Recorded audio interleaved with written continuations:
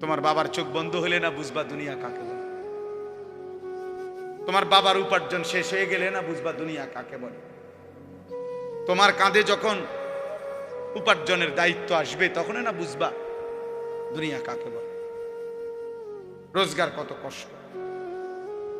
সেদিন আমি একজন লোককে দেখছি, তাকাইয়া দেখছি অনেকক্ষণ, ট্রাকের থেকে সিমেন্টের বস্তা নামাইতেছে। আমি লোকটার দিকে তাকাইয়া ছিলাম, সারাটা শরীর ঘামে। আমার মনে হয় যেন লোকটা মানে পানির মধ্যে, সারাটা চুল চেহারা তার ঘামে, ঘাম বাইয়া বাইয়া পড়তেছে। তাহলে এক বস্তা ট্রাকের থেকে প্রতি বস্তা সিমেন্ট নামাইয়া গোডাউনে থুইলে সর্বোচ্চ 7 টাকা 8 টাকা বা 10 টাকা দেয়। সর্বোচ্চ রেট হলো 10 টাকা, মানে এন থেকে হয়তো গোডাউনে থুইবে আর কি। তাহলে 50 বস্তা সিমেন্ট যদি এই বেচারা নামায়, তাহলে প্রিয় যুবক ছেলে 50 বার এই লোকটাকে, তোমার বাবাকে হতে পারে 50 বারই উনি কোমরটা বাঁকা করে। নাহলে কেমনে বস্তাটা লইব? 50 কেজি সিমেন্টের, 50 কেজি সিমেন্টের একটা বস্তা বেচারা কেমনে নিবে? প্রতিবারই তাকে কোমর বাঁকা করতে হয়েছে। প্রত্যেক বস্তা সিমেন্ট হয়তো ফালাইয়া ছোট্ট একটা গামছা হয়তো কোমরের থেকে খুলে আবার ঘাম মুছছে, আবার আরেক বস্তা লেগে গেছে, আর গুনছে কয় বস্তা হইল।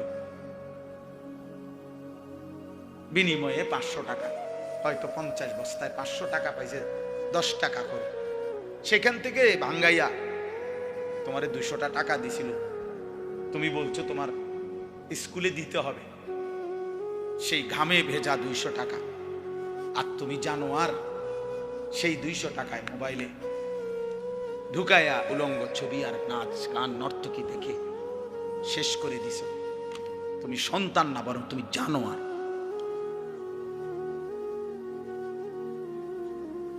তুমি সন্তান, তুমি মানুষ না, বরং তুমি কুত্তা, তুমি জানোয়ার। তুমি জানো না তোমার বাবার এই 100টা টাকার পিছনে কতগুলো ঘাম ঝরছে, বেটা, কতগুলো ঘাম ঝরছে।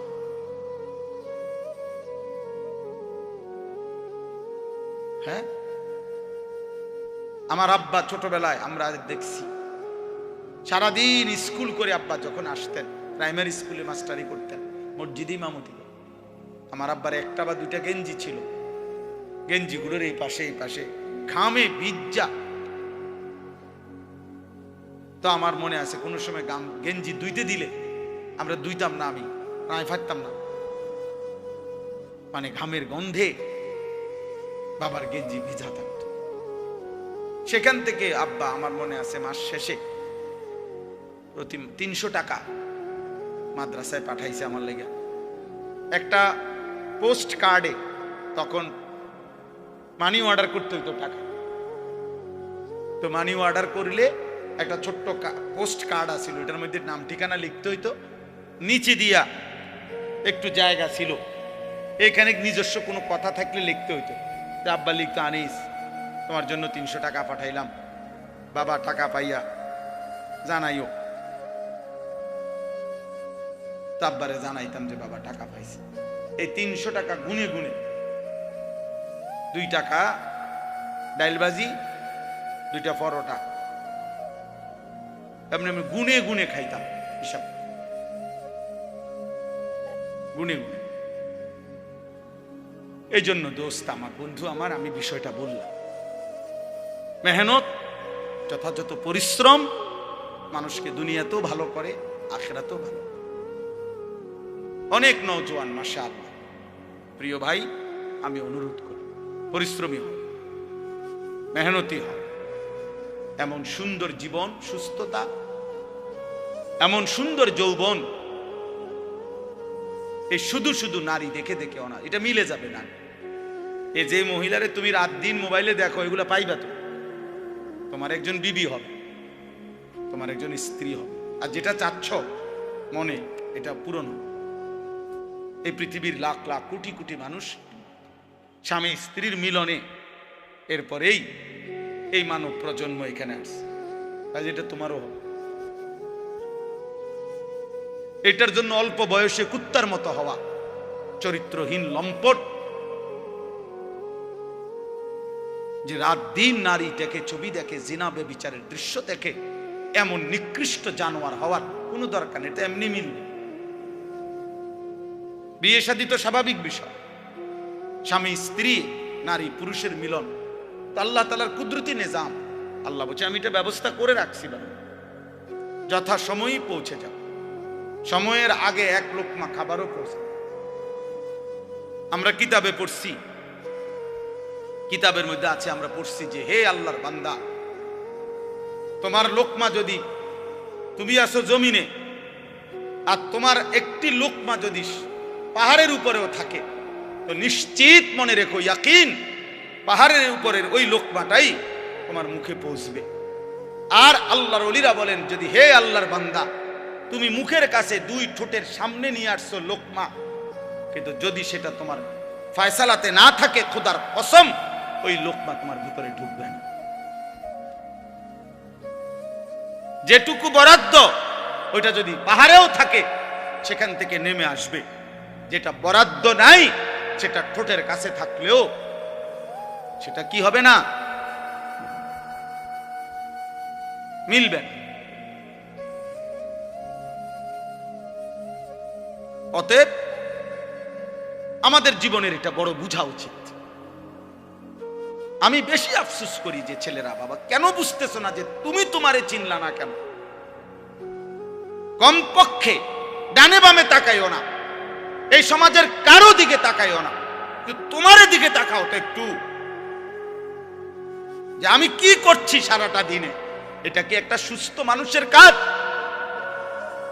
সারা দিনে আমি বেশি ব্যস্ত ছিলাম। আজকে মাগরিব পর্যন্ত আমার বাচ্চা অসুস্থ ছিল, আর আমি ডাক্তার দেখাইয়া বাসাত রাইখা সুদন্যপুর আমার শায়েখ আরিফ বিল্লাহ আল্লামা মুফতি মুশতাকুর নবী কাসেমি হজরতের মাদ্রাসায় আমি যাইতে হয়েছে মাগরিবের পর। ওইখানে ইসলাহি মাহফিল, সেখানে আমি 20 মিনিট বয়ান করছি। এরপরে এখানে আসছি। আমি বারবার যোগাযোগ হইতেছে যে দেরি হয়ে যাইতেছে, বা আমার আরেকটা মাহফিল আছে, সবই ঠিক আছে, কিন্তু আমি মাঝখানে ঠিকই এরপরেও এলিটগঞ্জ পাম্পে আমরা এশার নামাজ জামাতে পড়ে আসছি। মাহফিল যদি কাইতে হইয়া যায়, শীত হইয়া যায়, আমাকে আমার নামাজ তো পড়তে হবে না? শ্রোতা যদি চলেও যায়, আমাকে আমার নামাজ পড়তে হবে না? ওই দেখো, ঠিক ওই দেখো, ওই অপদার্থরে দেখো, ঠিক মতো চোখেও দেখে না, কিন্তু মাগার মোবাইলে এমনি, হ্যাঁ চোখের লোকে লাগাই এলাও, এটা গাম দিয়া কষ্টেপ লাগাই দাও, এই যে আছে এখানে কষ্টে। হ্যাঁ হ্যাঁ, না না, লজ্জা, লজ্জা হবে কোন দিন? কোন দিন হবে বলেন? হায়া হবে কোন দিন? তাইলে শিখবে কোন দিন আমার ছেলেরা? সন্তান শিখবে কোন দিন? ফেরাবে কে এদেরকে? কারো। সবাই আমরা সবাই ভাবতেছেন পাশ কাইটা জায়গা, সবাই ভাবতেছেন মাথা নোয়া জায়গা, সবাই ভাবতেছেন যার যার রুমে ঢুকে গেলে, ঘরে ঢুকে গেলে দরজা বন্ধ করে দিলে নিরাপদ। আল্লাহর কসম, কোন সমাজের মধ্যে যদি জিনা বেড়ে যায়, বেবিচার বেড়ে যায়, নারী ছেলে মেয়ের অবাধ মেলামেশা চলাফেরা যদি বেড়ে যায়, রব্বে কাবার কসম কিতাবে আছে, ওই সমাজের কোন ঘর আর পবিত্র নারী মেলা কঠিন হয়ে যায়। আগামীর প্রজন্ম হয়তো নেককার মেয়ে, চরিত্রবান মেয়ে, সতী সাথী মেয়ে মিলাটা কঠিন হয়ে যাবে যদি জেনা বেবিচার আর পরকিয়া আর হারাম অসভ্যতা এইভাবে ছড়িয়ে যায়। বর্তমান সময়ে মানুষের সবচেয়ে বেশি যেই গুণাটি হচ্ছে, সেটা হলো এই চোখের গুণ। কিসের গুণা বলেন? এই চোখের। দিবা নিশি আমাদের মা বোনেরা বেপর্দা রাস্তায় চলছে, নিজেদের ভিন্ন রকমের অঙ্গভঙ্গি, আর এটা পুরুষ প্রতিনিয়ত দেখছে, অথচ এটা হারাম। মোবাইলে প্রতিনিয়ত কিশোর যুবক ছেলেরা, একটা বয়সী ছেলেরা একেবারে বেসামাল এই বড় মোবাইল ব্যবহার করে রাত নাই দিন নাই সারা রাত নারী ছবি অস্থির দৃশ্য দেখছে। অথচ খোদার কসম এটা একদিন জাহান্নাম ছাড়া আর কিছুই মিলবে। আল্লাহ নবী সাল্লাল্লাহু আলাইহি সাল্লাম বলেছেন, যে ব্যক্তি কোনো নারীর সৌন্দর্য হারাম, যেটা তার দেখার অনুমতি নাই, সে দেখলো, খোদার কসম নবী বলছে কিয়ামতের দিন তার দুই চোখে সীসা জাহান্নামের আগুনে গলাইয়া এরপরে সীসা ঢেলে দেওয়া হয়, সীসা ঢেলে দেওয়া হয়, সীসা ঢেলে দেওয়া। অতএব আপনাদের কাছে অনুরোধ করছি, এই ছোট্ট কথাটা আল্লাহ তাআলা আমাদেরকে বলছেন, ইয়াগুদ্দু মিন আবসারিহিম, চোখ নামাও, চোখ। যুবক ভাই, তোমরা অনেক নওজোয়ান, মাশাআল্লাহ, প্রিয় সন্তান, নিজের উপরে দয়া করো। এই মোবাইলের অব্যাহত নেশা তোমারে ক্ষতিগ্রস্ত করবে। একদিন তুমি দুনিয়াও আগামাতা কিছুই খুঁজে পাবা না, আখেরাত আখেরাত। বয়স্ক বাবা যারা আছেন এখনো 50-60 বছর, অথচ এখনো চা দোকানে, টেলিভিশনে নাটক, সিনেমা, নর্তকীর নাচ দেখার অভ্যস্ত বা অভ্যাস আছে, আল্লাহর ওয়াস্তে চাচা ছেড়ে দেন। এটা অসভ্যতা ছাড়া এই বয়সে আরো বেশি অসভ্যতা। এই জন্য আল্লাহ নবী সাল্লাল্লাহু আলাইহি সাল্লাম স্পষ্ট বলছেন, রাগ হবেন না, নবীজি বলছেন, আল্লাহ নবী সাল্লাল্লাহু আলাইহি সাল্লাম বলছেন, হাসরের দিন আল্লাহ তাআলা ওই বান্দার দিকে তাকাবেন না, আল্লাহ তাআলা তাকে পবিত্র করবেন না, আল্লাহ তাআলা তাকে জাহান্নাম থেকে বাঁচাবেন না। এই কথা বলতে গিয়ে 1 নম্বরে যার কথা বলছে, নবীজি বলছেন যে আশ-শাইখুজ জানি, যে বুড়া ব্যভিচারী। খোদার কসম, বয়স বেশি, বয়স হয়ে গেছে, অথচ এখনো জিনাকার, ব্যভিচারী। আর চোখ দিয়ে ভিন নারী দেখলে এটাও জিনা, হাত দিয়ে ছুঁয়ে দিলে এটাও জিনা, কান দিয়ে শুনলে ভিন নারীর কথা, হারাম কথা, এটাও জিনা, অন্তর দিয়ে কল্পনা করলে এটাও জিনা, লজ্জাস্থান দিয়ে জিনা করলে এটাও জিনা, নবীজি বলছেন। অতএব আল্লাহ নবী সাল্লাল্লাহু আলাইহি সাল্লাম বলছেন, বয়স্ক হওয়ার পরেও যে জিনার অভ্যাস, হারাম নারী দেখার অভ্যাস, বাস্তবে হোক আর মোবাইলে হোক আর টেলিভিশনে হোক আর সাদওয়ানে হোক, এই বদঅভ্যাস যে ছাড়ে নাই, আল্লাহ তাআলা তার দিকে কিয়ামতের দিন তাকাবেনও না, আল্লাহ তাকে পবিত্রও করবে না, আল্লাহ তাকে জাহান্নাম থেকে বাঁচাবেও। অতএব দয়া করে জওয়ান কিংবা বৃদ্ধ এবং নারীরা যারা, পরের আয়াতে আল্লাহ বলছেন, ওয়া কুল্লিল মুমিনাত ইয়াগদুদনা মিন আবসারিহিন্না ওয়া ইয়াহফাজনা ফুরুজাহুন্না। আল্লাহ বলছে মুমিন মহিলাদেরকেও বলেন তারা যেন ভিন পুরুষ থেকে তাদের চোখ নামিয়ে রাখে এবং তারাও যেন তাদের লজ্জাস্থান হেফাজত করে।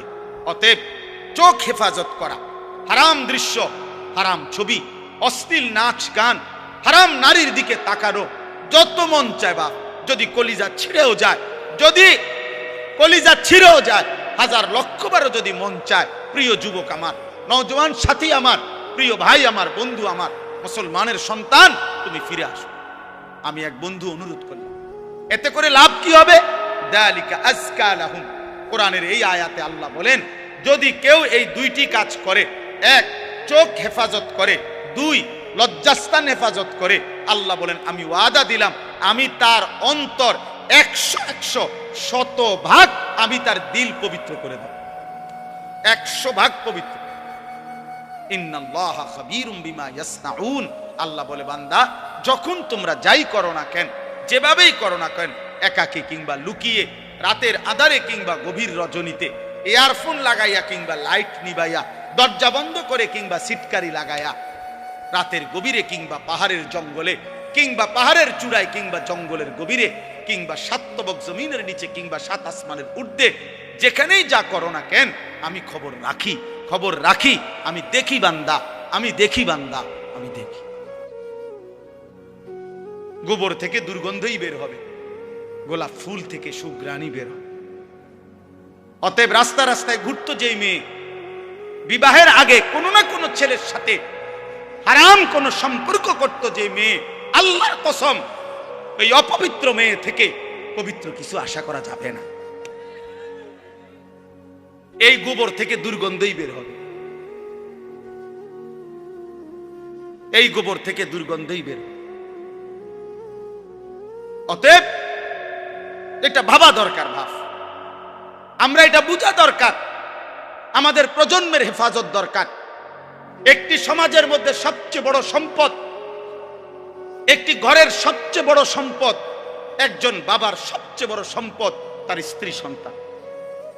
খাট যত দামি হোক দোস্ত, 20 বছর পরে এই খাট ওই ঘরে থাকবে না। পৃথিবীর সবচেয়ে মজবুত কাঠ দিয়েও যদি সোফা বানায় 5 বছর লাগবে না, এটার বার্নিশ উঠে যাবে 3 বছর 4 বছরের ভিতরে। পরবর্তী 20 বছরের ভিতরে ওই ফার্নিচারের নাম গন্ধ ঘরে পাওয়া যাবে না, কারণ এর পরে আরো বহু লেটেস্ট মডেল পৃথিবীতে আসছে, যার কারণে ইডি হালাই দিছে। বুঝেন নাই কথা? এটা মসজিদে যে আগে মোজাইক হইতো, আমি তো দেখছি ছোটবেলা, মেশিন দিয়া ছোট ছোট ছোট গুড়া গুড়া পাথরের গুড়া মোজাইক করতো। আর এগুলার মোজাইক আগে ছোট ছোট এলো মেলো পাথরের কঙ্কর, ছোট ছোট পিচি পিচি পিচি না মোজাইক দেখছেন না? কই এখন আসেনি এগুলা। মোজাইক ভাঙ্গা টাইলস লাগা, মানে এমন মসজিদ যেখানে আগে মোজাইক ছিল, কয় না এটি ওনার ভাল লাগে না, আরে উড়াও এটি উড়াও, টাইলস পুরা মসজিদ টাইলস করো, টাইলস করো। পুরাতন গ্রিল বদলাইয়া SS5 এর দরজা গ্রিল লাগানো হয় কিনা বলে? তাইলে বাবা বলে দুনিয়ার এই আসবাব উপকরণ আমরা যা দুনিয়া সাজাইলাম ঘরের, আল্লাহর কসম এগুলা থাকবে না। আমনে রেখে যাওয়া কাছের ফ্লেট আগামী 10 বছর পরে আর থাকবে না। আপনার রেখে যাওয়া সোফা, ফার্নিচার, খাট, ডাইনিং টেবিল এগুলো থাকবে না। এগুলা বংশধররা ফেলে দিবে, নায়নাতকুররা ফেলে দিবে। কিন্তু আপনি যেই ছেলেটাকে গড়ে গেলেন, আপনি যদি মেয়েটাকে দিন শিখায়া যান, পর্দা শিখায়া যান, ছেলেটাকে আল্লাহর কোরআন শিখায়া যান, খোদার কসম তার প্রতিটা সেজদা মৃত্যু পর্যন্ত ওই বাবা মার আমল নামার মধ্যে নেকি নিয়ে আস, কোনো সন্দেহ নেই। আল্লাহ নবী সাল্লাল্লাহু আলাইহি সাল্লামের হাদিস কত শুনছেন আপনারা, ওয়াজে উলামায়ে কেরাম বলে আপনাদেরকে যে মান ক্বারা আল কুরআন ওয়া আমিলা বিমা ফীহি উলবিসা ওয়ালিদাহু তাজান ইয়াউমাল কিয়ামা।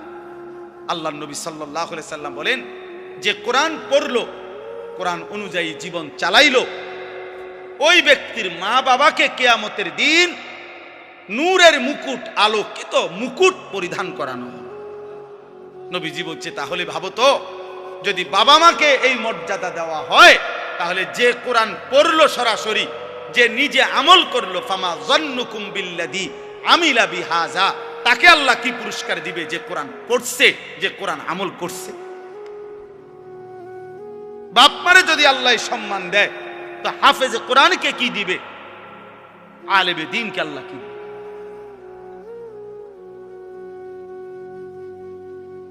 এজন্য প্রিয় ভাই, প্রিয় বাবা, সবাই মিলে গুনাহ ছাড়েন। আমার মূল বক্তব্য আজকে এতটুকু, গুনাহ ছেড়ে দিতে হবে। আখিরাত যদি পাইতে হয়, জাহান্নাম থেকে বাঁচতে হলেও গুনাহ ছেড়ে দেওয়া জরুরি, জান্নাতে প্রবেশ করতে হলেও গুনাহ ছেড়ে দেওয়া জরুরি। এক মুমিনের ডিউটি দুইটা, একজন মুসলমানের জীবনের 24 ঘন্টা কাজ দুইটা। এক, গুনাহ বর্জন করা, 2, আদেশ পালন করা। খালাস, এরই নাম জীবন, এরই নাম মুসলমান, এরই নাম তাকওয়া, এর পিছনেই জান্নাত। উইদ্দাত লিল মুত্তাকিন, রব্বুল আলামিন বলে জান্নাত বানানোই হয়েছে মুত্তাকিদের জন্য। আর মুত্তাকি বলেই তাকে ওই মুমিনকে, যে মুমিন প্রথমত গুনাহ বর্জন করে, দ্বিতীয়ত আদেশ পালন করে। আদেশ পালন, সতর খোলা রাখা। মনে করেন কারো নাভি থেকে হাঁটুর নিচ পর্যন্ত, এটা হলো সতর পুরুষের, এটা খোলা রাখা গুনাহ না নেকি? কথা বলেন। একজন মনে করেন এখন নামাজের ওয়াক্ত, নামাজ আদায় করা, এটা গুনাহ না নেকি? নেকি, বুঝেন নাই? নামাজ আদায় করা কি নেকি? সতর ঢাকা মানে সতর খোলা রাখা, এটা কি? গুনাহ। এ শরীয়তের মাসআলা হইল যে এক্ষেত্রে কোনটা আগে ফরজ? ফরজ হইলে আগে সতর ঢাকা ফরজ, এরপরে নামাজ পড়া। হিসাব বুঝছেন? নামাজের বাহিরে যেই ফরজগুলা, এর মধ্যে একটা কি আছে? তাহলে বুঝা গেল আগে তুমি এই গুনাহটা আগে কি করতে হবে? সরাইতে হবে, সতর ঢাকা, এরপরে সেজদা দিতে, এরপরে সেজদা দিতে। আগে সুদের থেকে বাঁচা জরুরি, এরপরে দান সদকা উপকার। আগে কিস্তির থেকে বাঁচা জরুরি, এরপরে দান সদকা করা উপকার। আগে লোন থেকে বাঁচা জরুরি, এরপরে দান সদকা করা উপকার। মসজিদে টাকা না দিছেন 30,000, কিন্তু 30 লাখ টাকা দিয়ে আপনি সুদের ব্যবসা করেন। এই বাটফার, পীর সওয়াব হারামখোর, সওয়াব কিসের? আবার সওয়াব তোমার আব্বাই দেয়। সুদখোরের 1 টাকায় কোনো নেকি হয় না, 1 টাকায়ও না। ফ্যান হয় নেকি হয় না, টাইলস হয় নেকি হয় না। নেকি ইমাম সাহেব দেয় না, ইমাম সাহেব শিক্ষা দিলে হইতো না। মাহফিলের বক্তা যদি একারে জনাব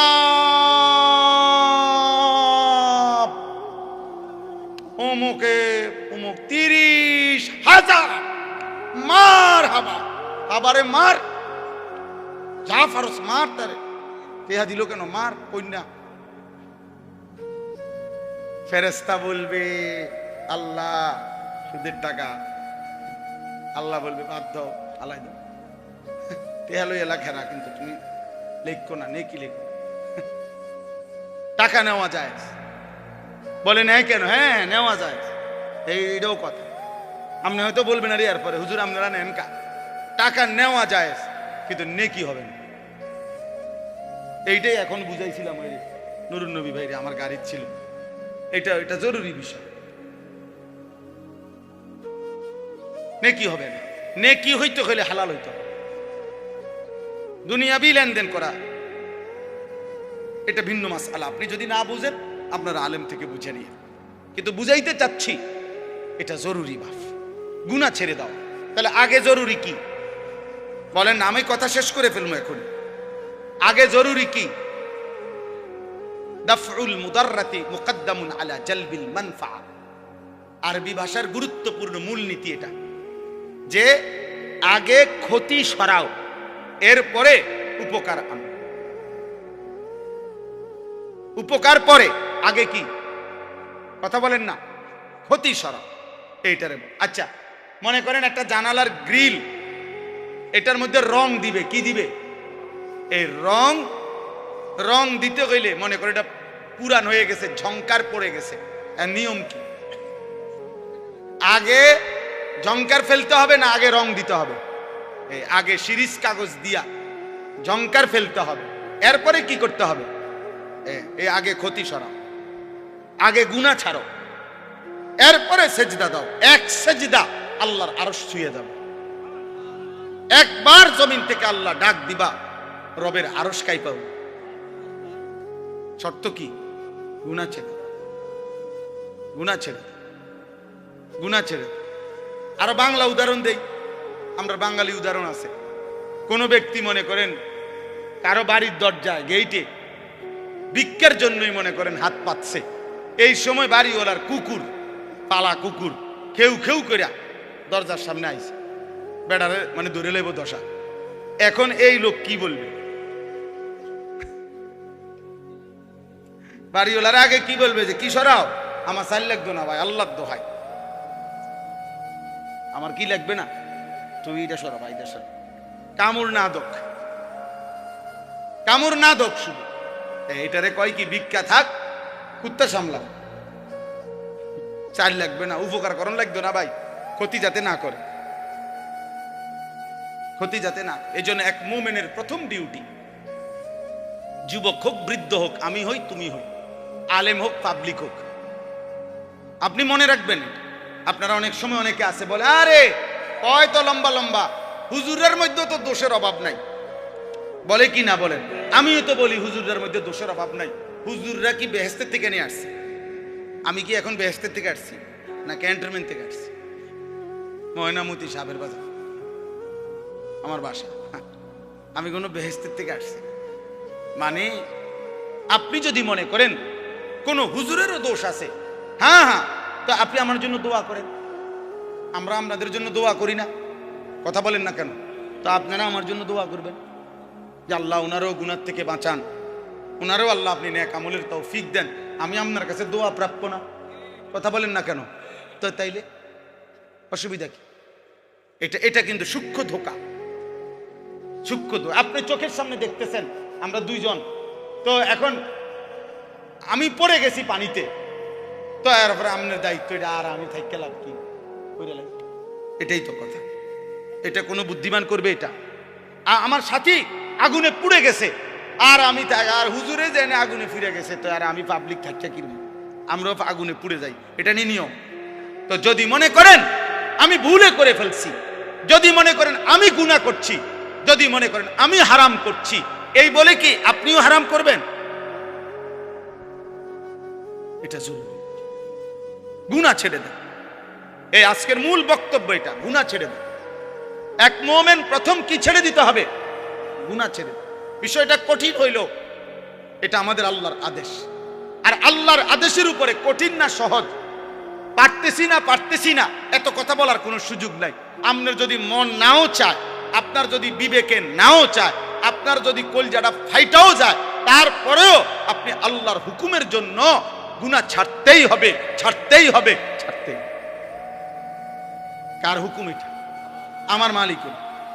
বসে আদেশ করছে, অতএব অনেক সময় অনেক কাজ ভাল লাগতেছে না, তারপরও অধীনস্থ কর্মকর্তা তার বসের আদেশ মন না চাইলেও পালন করতে হবে। আর মন চাইলে তো ভালোই, মন চাইলে তো কি ভালো। এটা জরুরি বিষয়। এজন্য গুনাহ ছেড়ে দাও, গুনাহ ছেড়ে দাও। তাকওয়ার প্রথম অর্থ গুনাহ বর্জন, দ্বিতীয় অর্থ আদেশ পালন। আর আল্লাহ এটাই বলছি, ইয়া আইয়ুহাল্লাযীনা আমানুত্তাকুল্লাহ, ইয়া আইয়ুহাল্লাযীনা আমানুত্তাকুল্লাহ। কোরআনুল কারীমে প্রায় 7 বার এই কথাইটা আল্লাহ বলছে, হে ঈমানদার, ইত্তাকুল্লাহ, ইত্তাকুল্লাহ, ইত্তাকুল্লাহ, ইত্তাকুল্লাহ, ইত্তাকুল্লাহ, ইত্তাকুল্লাহ, ইত্তাকুল্লাহ। হে আল্লাহর বান্দা, হে মুমিন, আল্লাহকে ভয় করো, আল্লাহকে ভয় করো, আল্লাহকে ভয় করো। আর তাফসীরের মধ্যে লিখছে, যদি প্রশ্ন করেন যে হুজুর আল্লাহকে ভয় করা মানে কি, আল্লাহকে ভয় করার প্রথম অর্থ গুনাহ ছেড়ে দেওয়া, দ্বিতীয় অর্থ আদেশগুলো পালন করা। আগে গুনাহ ছেড়ে দাও, আগে গুনাহ ছেড়ে দাও। ওয়াদারু যাহিরাল ইসমি ওয়া বাতিনা, আল্লাহ বলছে প্রকাশ্য গোপন সব গুনাহ ছেড়ে দাও। নবীজি বলছেন, রাসূলুল্লাহ সাল্লাল্লাহু আলাইহি ওয়াসাল্লাম বলছেন, ইয়াকুম ওয়াল কাযিব, মিথ্যা বলা ছেড়ে দাও। আলাইকুম বিসসিদক, নবীজি বলছে সত্য বলাকে জীবনের জন্য গ্রহণ করে নাও। অতএব দয়া করে এটা বুঝতে হবে। তো এই আয়াতটা এবার আসেন, আমি যেই পড়ছি সূরা নূর 18 নম্বর পারা, কোরআনুল কারীমের 24 নম্বর সূরা 30 নম্বর আয়াত, এই একটি আয়াতের এবার তর্জমা বললে আমার কথা শেষ। আল্লাহ তাআলা এখানে বলছেন, কুল, হে নবী আপনি বলুন, লিল মুমিনিনা, সকল ঈমানদার পুরুষদেরকে, ইয়াগুদ্দু মিন আবসারিহিম ওয়া ইয়াহফাজু ফুরুজাহুম, তারা যেন বাধ্যতামূলক দুইটা কাজ করে। এক, তারা যেন সকলেই তাদের চোখ ভিন নারী, হারাম ছবি, হারাম দৃশ্য থেকে চোখ যেন নিচে নামায়। ওয়া ইয়াহফাজু ফুরুজাহুম, এবং সমস্ত ঈমানদার পুরুষদেরকে বলেন তারা যেন তাদের লজ্জাস্থানের হেফাজত করে। কোনো জিনা, কোনো ব্যভিচার, হাতের নাপাক ব্যবহার, কোন রকমের অসভ্যতা, নারী পুরুষ, পুরুষ পুরুষ, যেই কোন রকমের অপকর্ম নিজের লজ্জাস্থান দ্বারা যেন না করে, লজ্জাস্থান যেন হেফাজত করে এবং চোখ যেন নিচে নামে। প্রিয় ভাই, এই প্রথম কথাটা বলার জন্যই আমি এই কথাগুলো বলছি। আজকের সময়ের বিবেকবান যারা, দিন নিয়ে যারা ভাবে, মানুষকে নিয়ে যারা ভাবে, এরকম বিবেকবান বিচক্ষণ বুজুর্গ আল্লাহওয়ালা ওলামায়ে কেরামের মূল বক্তব্য হলো, বর্তমান সময়ে মানুষের সবচেয়ে বেশি যেই গুনাহটি হচ্ছে সেটা হলো এই চোখের গুনাহ। কিসের গুনাহ বলেন? এই চোখের। দিবা নিশি আমাদের মা বোনেরা বেপর্দা রাস্তায় চলছে, নিজেদের ভিন্ন রকমের অঙ্গভঙ্গি, আর এটা পুরুষ প্রতিনিয়ত দেখছে, অথচ এটা হারাম। মোবাইলে প্রতিনিয়ত কিশোর যুবক ছেলেরা, একটা বয়সী ছেলেরা একেবারে বেসামাল এই বড় মোবাইল ব্যবহার করে রাত নাই দিন নাই সারা রাত নারী, ছবি, অস্থি দৃশ্য দেখছে, অথচ খোদার কসম এটা একদিন জাহান্নাম ছাড়া আর কিছুই মিলবে না। আল্লাহর নবী সাল্লাল্লাহু আলাইহি সাল্লাম বলেছেন, যে ব্যক্তি কোনো নারীর সৌন্দর্য হারাম, যেটা তার দেখার অনুমতি নাই, সে দেখলো, খোদার কসম নবী বলছে কিয়ামতের দিন তার দুই চোখে সীসা জাহান্নামের আগুনে গলাইয়া এরপরে সীসা ঢেলে দেওয়া, সীসা ঢেলে দেওয়া, সীসা ঢেলে দেওয়া। অতএব আপনাদের কাছে অনুরোধ করছি, এই ছোট্ট কথাটা আল্লাহ তাআলা আমাদেরকে বলছেন, ইয়াগুদ্দু মিন আবসারিহিম, চোখ নামাও, চোখ। যুবক ভাই, তোমরা অনেক নওজোয়ান, মাশাআল্লাহ, প্রিয় সন্তান, নিজের উপরে দয়া করো। এই মোবাইলের অব্যাহত নেশা তোমারে ক্ষতিগ্রস্ত করবে। একদিন তুমি দুনিয়াও আগামাতা কিছুই খুঁজে পাবা না, আখেরাত, আখেরাত। বয়স্ক বাবা যারা আছেন এখনো 50-60 বছর, অথচ এখনো চা দোকানে, টেলিভিশনে নাটক, সিনেমা, নর্তকীর নাচ দেখার অভ্যস্ত বা অভ্যাস আছে, আল্লাহর ওয়াস্তে চাচা ছেড়ে দেন। এটা অসভ্যতা ছাড়া এই বয়সে আরো বেশি অসভ্যতা। এই জন্য আল্লাহ নবী সাল্লাল্লাহু আলাইহি সাল্লাম স্পষ্ট বলছেন, রাগ হবেন না, নবীজি বলছেন, আল্লাহ নবী সাল্লাল্লাহু আলাইহি সাল্লাম বলছেন, হাসরের দিন আল্লাহ তাআলা ওই বান্দার দিকে তাকাবেন না, আল্লাহ তাআলা তাকে পবিত্র করবেন না, আল্লাহ তাআলা তাকে জাহান্নাম থেকে বাঁচাবেন না। এই কথা বলতে গিয়ে 1 নম্বরে যার কথা বলছে, নবীজি বলছেন যে আশ-শাইখুজ জানি, যে বুড়া ব্যভিচারী। খোদার কসম, বয়স বেশি, বয়স হয়ে গেছে, অথচ এখনো জিনাকার, ব্যভিচারী।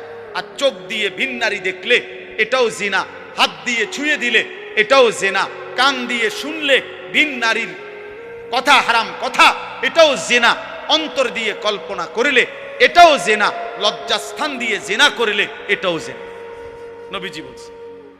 অতএব আল্লাহর নবী সাল্লাল্লাহু আলাইহি সাল্লাম বলছেন, বয়স্ক হওয়ার পরেও যে জিনার অভ্যাস, হারাম নারী দেখার অভ্যাস, বাস্তবে হোক আর মোবাইলে হোক আর টেলিভিশনে হোক আর সাদওয়ানে হোক, এই বদঅভ্যাস যে ছাড়ে নাই, আল্লাহ তাআলা তার দিকে কিয়ামতের দিন তাকাবেনও না, আল্লাহ তাকে পবিত্রও করবে না, আল্লাহ তাকে জাহান্নাম থেকে বাঁচাবেও।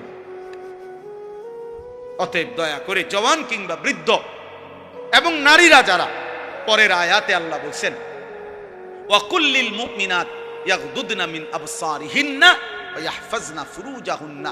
আল্লাহ বলছে মুমিন মহিলাদেরকেও বলেন তারা যেন ভিন পুরুষ থেকে তাদের চোখ নামিয়ে রাখে এবং তারাও যেন তাদের লজ্জাস্থান হেফাজত করে।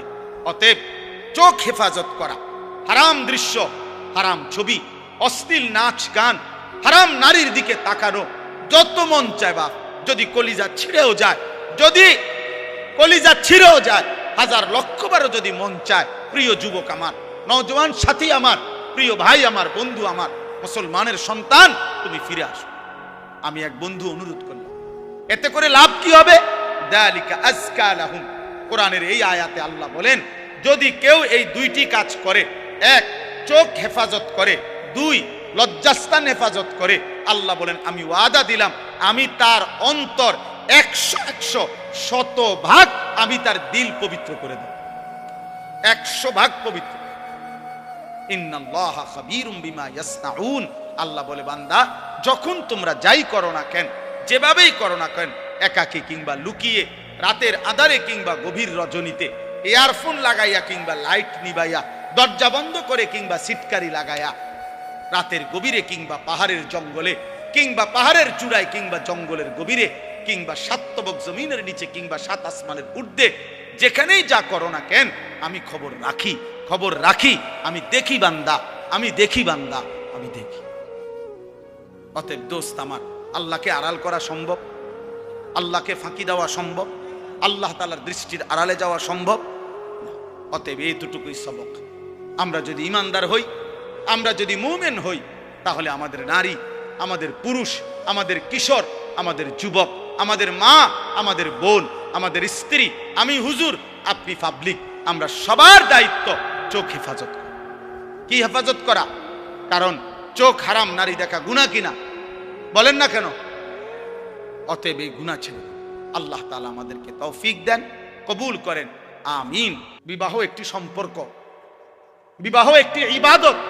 ইবাদত কিনা কথা বলেন? আল্লাহ কোরআনে বলছে ফানকিহু, তোমরা বিবাহ করো। তো যেটা আল্লাহর হুকুম এটা ইবাদত কিনা?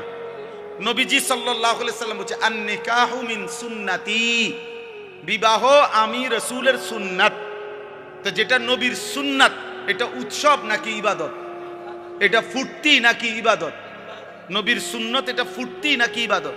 তাহলে বিবাহ কি? ইবাদত। আল্লাহর হুকুম এ কারণেও ইবাদত, নবীর সুন্নাত এ কারণেও ইবাদত। ইবাদত ইবাদত এক। দুই নাম্বার, বিবাহ মানে একটি ছেলে মেয়ের এই সম্পর্ক শুধু উপভোগের সম্পর্ক নয়, বরং এই স্বামী স্ত্রী মানে এখান থেকে কিয়ামত পর্যন্ত একটি প্রজন্ম। আমার দাদা দাদির মিলনে আমার বাবা, মা বাবার মিলনে আমি, আমার স্ত্রীর পরে আমার সন্তান। তাইলে এইভাবে এটা একটা সিরিয়াল, এটা একটা সিরিয়াল। আমার দাদা 5 ওয়াক্ত নামাজ পড়ছেন রমজান মাসে, পুরা রমজানে মসজিদে ছিলেন, শেষ 10 দিন এতেকাফ করছেন। ঈদের চাঁদ উঠছে, ঈদের দিন দাদা সকালবেলা ভোরে মসজিদ থেকে বের হইয়া ঈদের নামাজ পড়া ঘরে আসছে। চাচারে কইছে, ছোট চাচারে যে আমি আমার শ্বশুর বাড়ির যামু, আমার একটা রিস্কা না দে। আমার চাচার নাম হোসেন, মানে হুসাইন। ওই যে হোসেন, আমারে একটা রিস্কা না দে ফুত, আমি আমার শ্বশুর বাড়ির যামু। দাদা বুড়া মানুষ। আমার চাচা বলছে আব্বা আমনে মুরব্বী মানুষ, শেষ বয়স, আপনি মাত্র মসজিদে অন কি শ্বশুর বাড়ি যাইবেন? আমরা সব সেমাই চিনি রাঁধছি, আপনি খাবেন। দাদা কয় না, আমি জামুই, তুই রিস্কা না আনলে বাদ দে। নাতি মানে আমার চাচার ছেলে ইদ্রিস, পরে বলছে নাতি তুই আমার হাতে ধর, দাদা জামুই শ্বশুর বাড়ি। এই কথা বলে দাদা একটু সামনে গেছে, মাঝ পথে পাশের গ্রাম, 2 গ্রাম পরে আমার দাদার শ্বশুর বাড়ি ছিল। দাদা মাঝখানেই রাস্তায় কাইত হইয়া পড়ে গেছে। সন্ধ্যাবেলায় আমার দাদা কবরে চলে গেছে,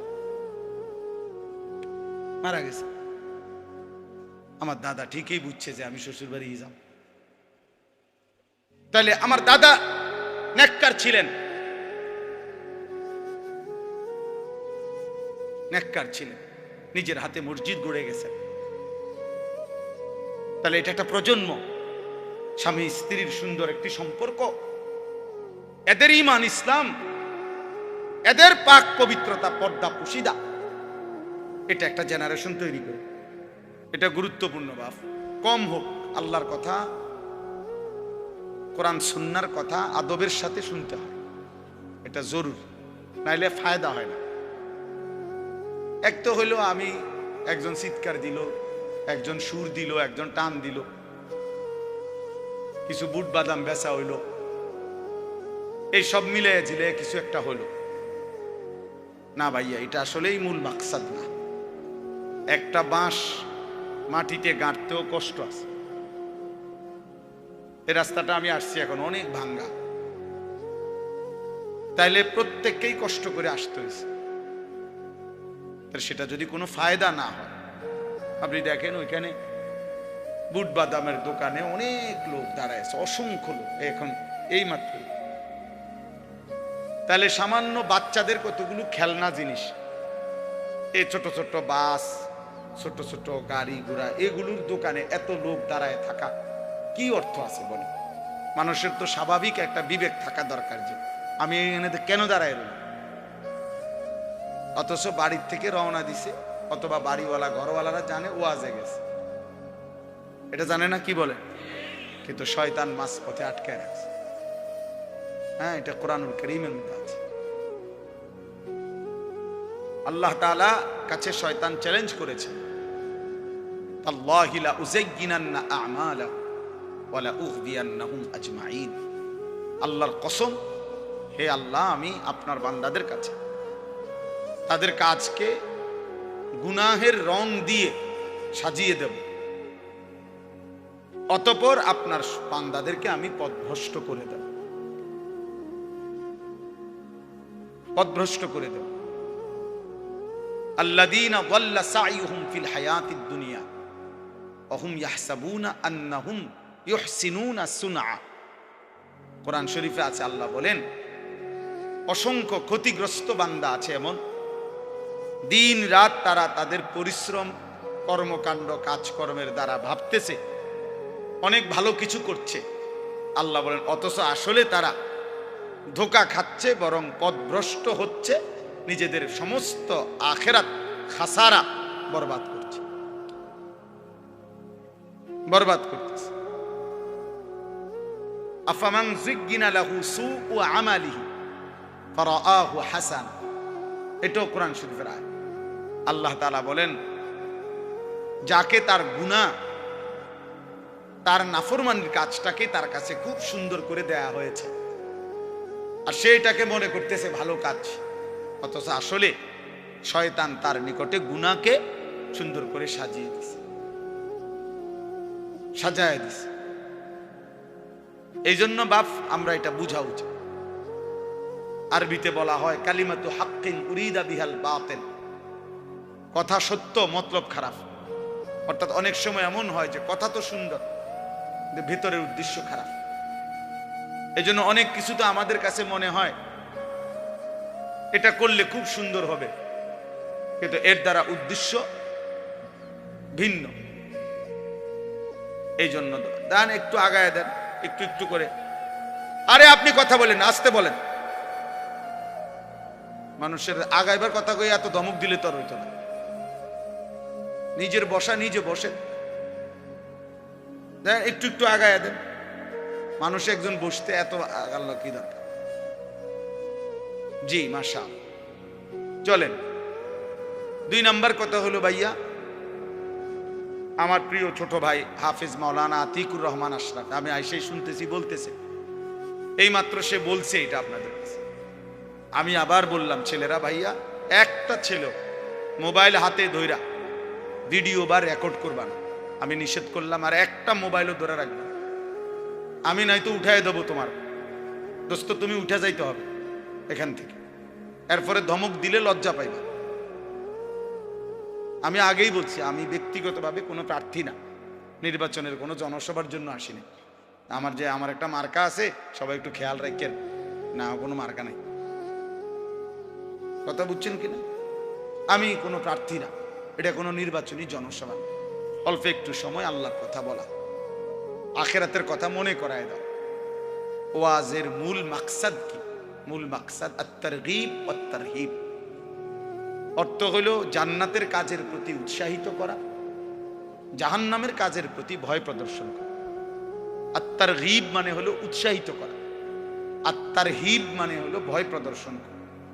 এটাই মূল ওয়াজ, মূলত মাকসাদ এটাই, যে আখিরাতের দিকে, জান্নাতি কাজের দিকে আপনাকে উৎসাহিত করলাম, আর জাহান্নামী কাজের দিকে ভয় প্রদর্শন করলাম, ভয় প্রদর্শন করলাম।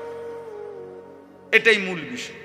এই জন্য দয়া করে অল্প একটু সময় আমরা মনোযোগ দিয়ে শুনলে ফায়দা হবে। মোবাইল নিয়ে সারাক্ষণ, আমি এখানে নামছি এই মাত্র গাড়িতে, পুরাটা জায়গা আমরা খেয়ালও করি নাই, ড্রাইভারও বুঝে নাই, মানে পুরা কাদা। আমি কাদার মধ্যে পাও ডাইবা গেছে, আমি আপনার লুঙ্গি সহ জামাটা উঠাইতেছি, আর ওই অপদার্থ এটার ভিডিও করতেছি।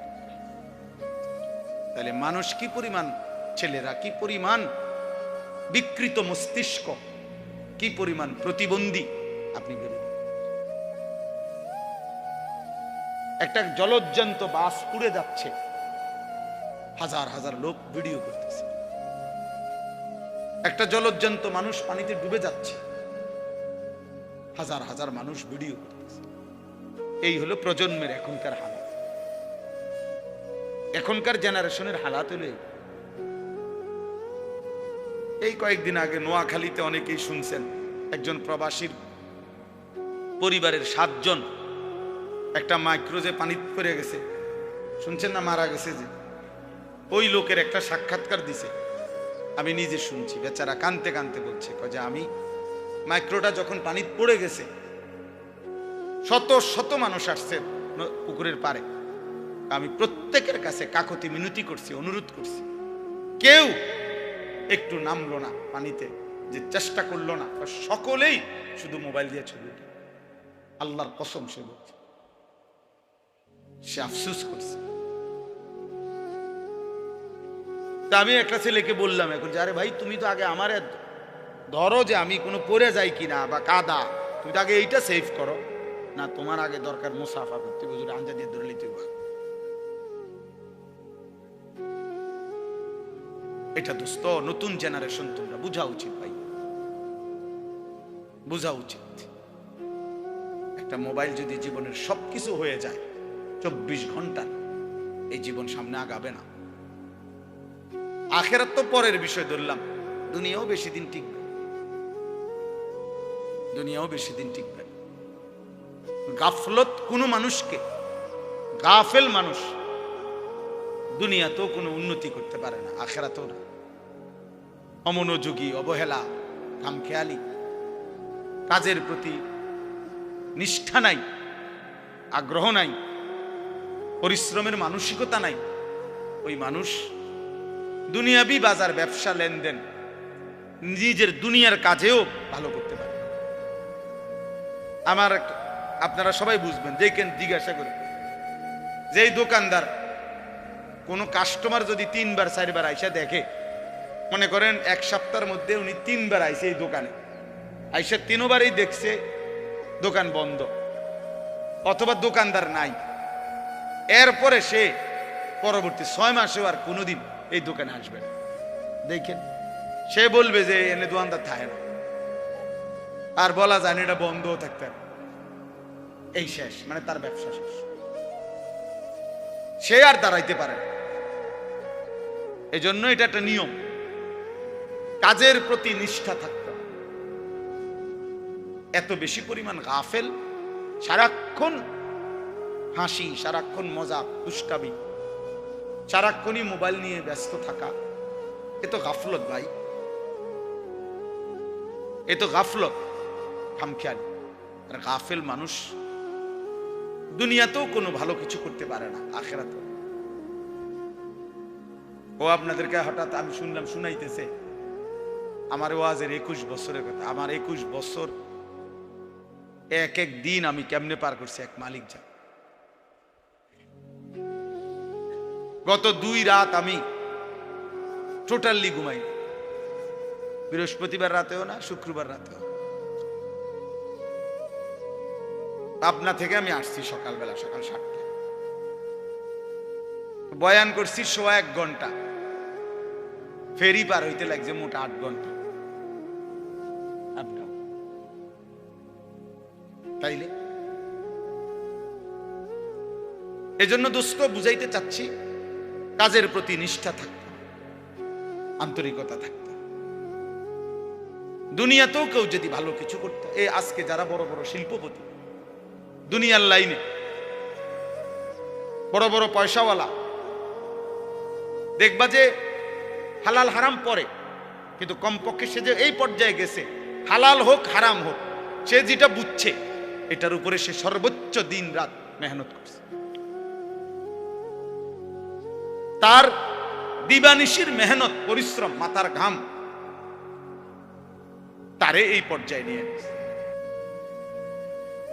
আমার একদিন একজন বড় ব্যবসায়ী, ঢাকা পল্টনের 1000 কোটি টাকার মালিক এখন, উনি বলছিলেন, হুজুর আমি দোকানে দোকানে দাঁড়ায় থাকতাম, তারা দুপুরবেলা খানা খাইলে দোকানদাররা বাটির কোনা দিয়ে যদি 2 ভাত, কুদ্দুর তরকারি বাকি থাকতো, আমার এগুলা দিলে আমি 3-4 দোকানের এই খানা একত্র করে বা আমি 2 ভাত খাইতাম। আমি এভাবে তাকায় দাঁড়ায় হাঁটতাম, শুধু দোকানদাররা খাইলে যদি কুদ্দুর দেয় আমারে, আমি এত অভাবী ছিলাম, কিন্তু সেই আল্লাহ আমাকে মেহনতে পরিশ্রম করে গেছি, আজকে 1000 কোটি টাকার মালিক। স্বাভাবিক একটা রেস্টুরেন্টে আছে ওনার 16 তালা। তাইলে দোস্ত দুনিয়া বললাম, দুনিয়া বাংলাদেশের একজন প্রতিষ্ঠিত ব্যবসায়ী ছিলেন, কিছুদিন আগে মারা গেছেন। আমি ইচ্ছা করে নাম বলতেছি না, পত্রিকায় ওনার অনেক বড় লেখা আছে। উনি বলছেন বাড়ির থেকে 90 টাকা নিয়ে সর্বপ্রথম আমি সায়দাবাদ গেছি, ঢাকা।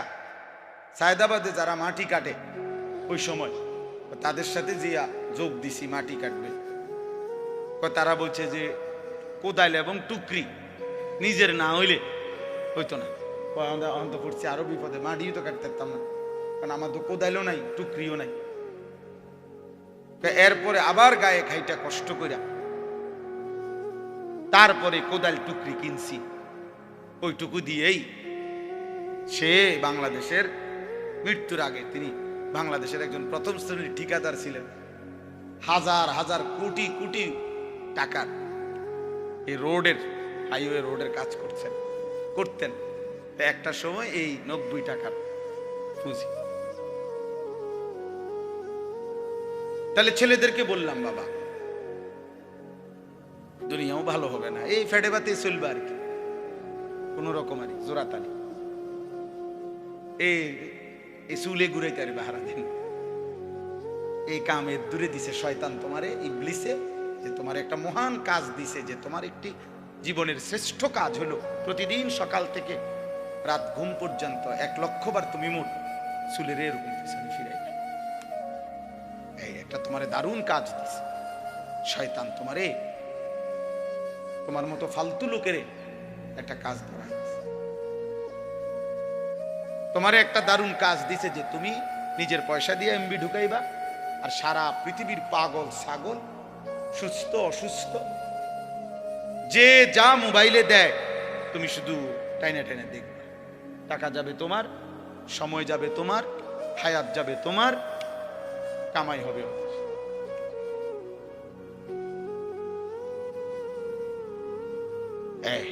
তোমারে বুদ্ধি দিয়ে দিছে যে যেমনে পারো টাকা ব্যবস্থা করবে তুমি বাপের টাকা চুরি করো, নয়তো মায়ের টাকা চুরি করো, নয়তো স্কুলের টিফিনের টাকা বাঁচায় রাখো, নয়তো যেভাবে পারো। নারী তোমাকে দেখতেই হবে, উলঙ্গ ছবি তোমাকে দেখতেই হবে, হারাম ছবি তোমাকে দেখতেই হবে, অসৎ বন্ধুদের আড্ডা দিতেই হবে, আড্ডা দিতেই হবে। আল্লাহ আমাদেরকে হেফাজত করেন। এজন্য আমি সবাইকে বললাম, গাফলত অনেক বড় অভিশাপ, মানে এই খামখেয়ালি আর কি, অবহেলা, জীবনটাকে অনাদরে অবহেলায় নষ্ট করে দেয়। বরং বুদ্ধিমান বিবেকবান ব্যক্তি পরিশ্রমী হয়। মানুষকে আল্লাহ তাআলা বলেছেন, লাকাদ খালাকনাল ইনসানা ফি কাবাদ। 3টা কসম করে আল্লাহ বলছেন যে আমি মানুষের সৃষ্টির মধ্যে আমি আল্লাহ পরিশ্রম করার, মেহনত করার যোগ্যতা দিয়েই, মানসিকতা দিয়েই আমি সৃষ্টি করেছি। এই ফি কাবাদ অর্থ আমি আল্লাহ তাআলা মানুষকে মেহনত করার মানসিকতা, যোগ্যতা দিয়েই লাকাদ খালাকনাল ইনসানা, আমি মানুষকে সৃষ্টি করেছি। এজন্য সব ছেলেকে বললাম, এই ভূমিকা ছাড়াই কথা শেষ। কথার প্রসঙ্গে প্রথম কথা এটা বললাম, গাফেল না হওয়া ভাইয়া, দুনিয়াও না আখিরাত। ভালো উপার্জনের জন্য মেহনত করতে, একটু সুখ, একটু সচ্ছলতা,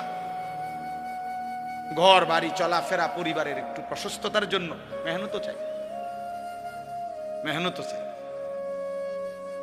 আপনি ঘুমের থেকে উঠে জমিদারি করবেন, এ কয়দিন তাফালিং, কয়দিন মোটরসাইকেল নিয়ে মাতবুরি, মোবাইল একটা নিয়ে মাতবুরি, কয়দিন ভাইয়া, কয়দিন? তোমার বাবার চোখ বন্ধ হলে না বুঝবা দুনিয়া কাকে বলে, তোমার বাবার উপার্জন শেষ হয়ে গেলে না বুঝবা দুনিয়া কাকে বলে। তোমার কাঁধে যখন উপার্জনের দায়িত্ব আসবে তখন না বুঝবা দুনিয়া কাকে বলে, রোজগার কত কষ্ট। সেদিন আমি একজন লোককে দেখছি, তাকাইয়া দেখছি অনেকক্ষণ, ট্রাকের থেকে সিমেন্টের বস্তা নামাইতেছে।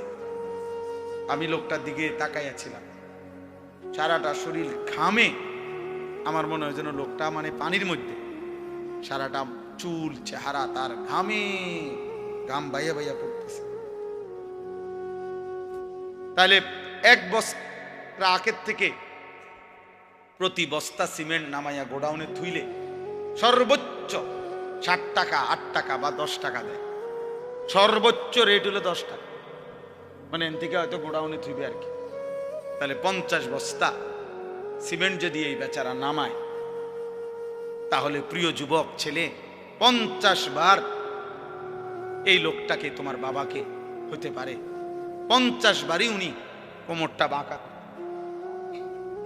নাহলে কেমনে বস্তাটা লইব? 50 কেজি সিমেন্টের 50 কেজি সিমেন্টের একটা বস্তা বেচারা কেমনে নিবে?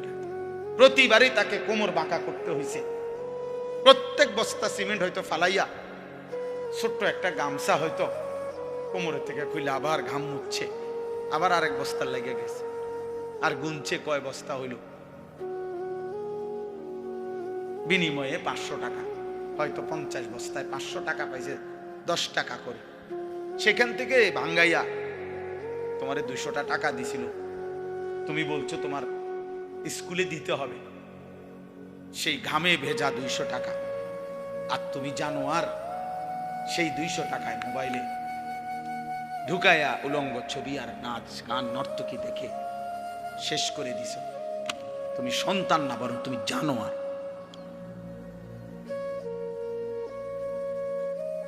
তুমি সন্তান, তুমি মানুষ না, বরং তুমি কুত্তা, তুমি জানো আর। তুমি জানো না তোমার বাবার এই 100টা টাকার পিছনে কতগুলো ঘাম ঝরছে, কতগুলো ঘাম ঝরছে।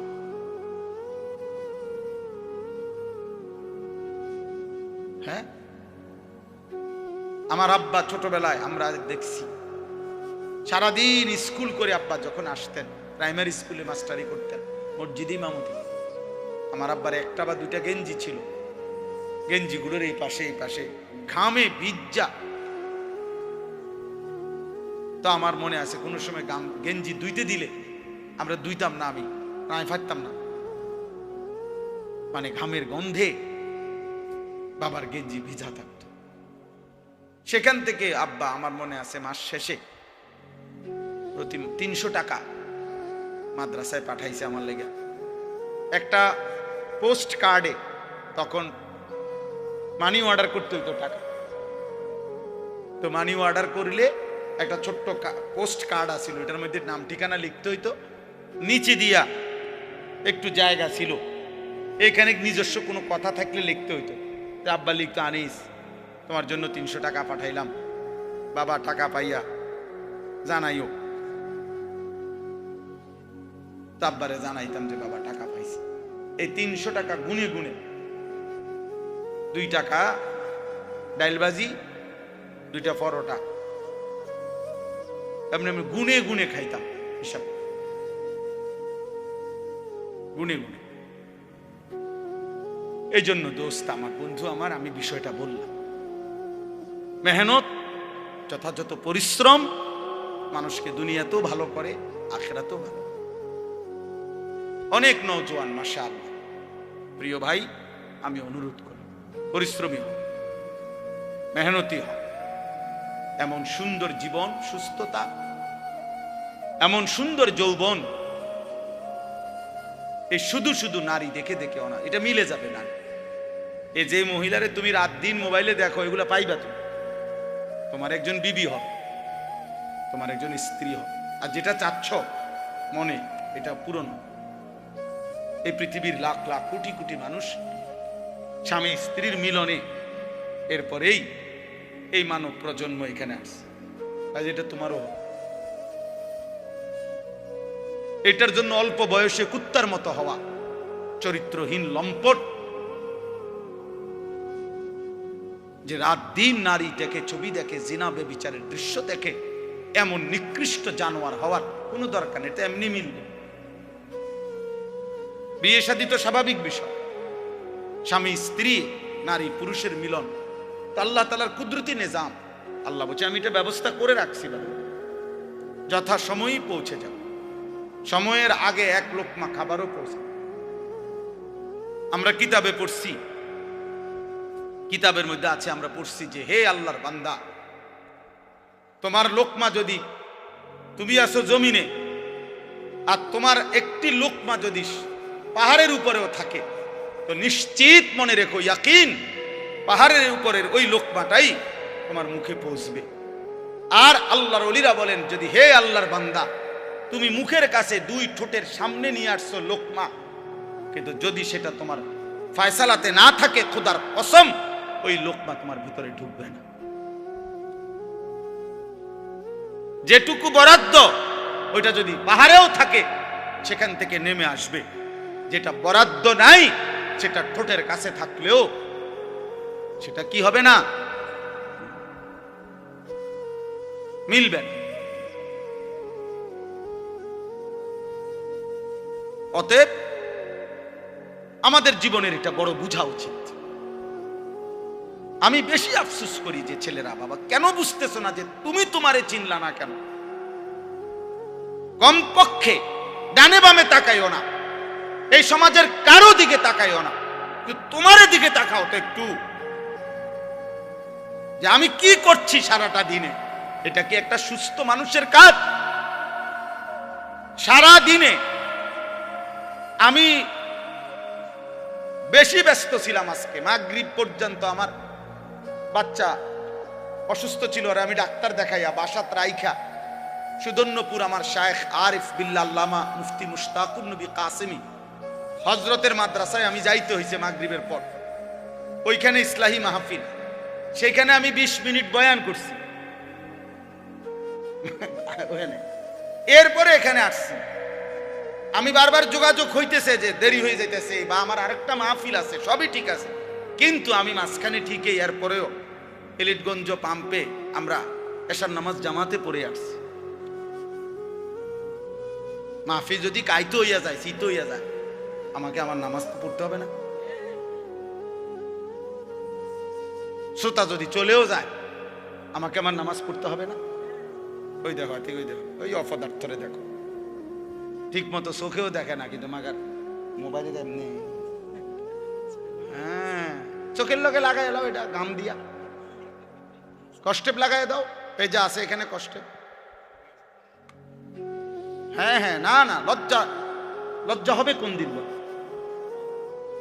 কোন দিন হবে বলেন? হায়া হবে কোন দিন? তাইলে শিখবে কোন দিন আমার ছেলেরা? সন্তান শিখবে কোন দিন? ফেরাবে কে এদেরকে? কারো। সবাই আমরা, সবাই ভাবতেছেন পাশ কাইটা জায়গা, সবাই ভাবতেছেন মাথা নোয়া জায়গা, সবাই ভাবতেছেন যার যার রুমে ঢুকে গেলে, ঘরে ঢুকে গেলে দরজা বন্ধ করে দিলে নিরাপদ। আল্লাহর কসম, কোন সমাজের মধ্যে যদি জিনা বেড়ে যায়, বেবিচার বেড়ে যায়, নারী ছেলে মেয়ের অবাধ মেলামেশা চলাফেরা যদি বেড়ে যায়, রব্বে কাবার কসম কিতাবে আছে, ওই সমাজের কোন ঘর আর পবিত্র নারী মেলা কঠিন হয়ে যায়। আগামীর প্রজন্ম হয়তো নেককার মেয়ে, চরিত্রবান মেয়ে, সতী সাথী মেয়ে মিলাটা কঠিন হয়ে যাবে যদি জেনা বেবিচার আর পরকিয়া আর হারাম অসভ্যতা এইভাবে ছড়িয়ে যায়। অতএব দোস্ত আমার, আল্লাহকে আড়াল করা সম্ভব? আল্লাহকে ফাঁকি দেওয়া সম্ভব? আল্লাহ তাআলার দৃষ্টির আড়ালে যাওয়া সম্ভব? অতএব এইটুকুই সবক। আমরা যদি ইমানদার হই, আমরা যদি মুমিন হই, তাহলে আমাদের নারী, আমাদের পুরুষ, আমাদের কিশোর, আমাদের যুবক, আমাদের মা, আমাদের বোন, আমাদের স্ত্রী, আমি হুজুর, আপনি পাবলিক, আমরা সবার দায়িত্ব চোখ হেফাজত করা। কি হেফাজত করা? কারণ চোখ হারাম নারী দেখা গুনাহ কিনা? বলেন না কেন? অতএব এই গুনাহ ছেড়ে আল্লাহ তাআলা আমাদেরকে তৌফিক দেন, কবুল করেন, আমিন।